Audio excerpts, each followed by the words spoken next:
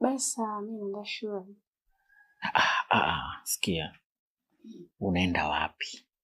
Hivi wewe, unajua ikijua kabisa mimi na mtihani. Kwa hiyo natakuwa niende shule nikasome na wenzangu, nisije nikafeli. Sikiliza, mimi siishakwambia mimi ticha Mzungu.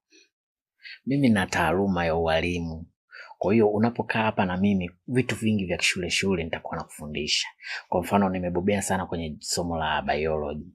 Mimi ni mwalimu mzuri wa biology, lakini pia nitakufundisha topic nzuri inaitwa reproduction.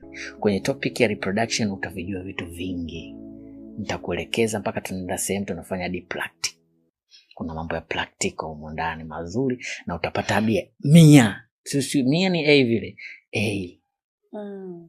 Wewe ndio ulikuwa unaogopa wewe. Unasema wewe ni mwanafunzi. Wewe utafungwa. Umekuaje tena? Sio kama nilikuwa staki. Unajua hivi vitu uwezo kavikubali ghafla. Mimi mwenyewe mtoto mzuri kama wewe Debora, nishinde kupiga vitu vyangu hapa. Na jela miaka 30 siku zote ni namba tu. Ushaona? Wanasema miaka 30 lakini usiku na mchana miaka 15.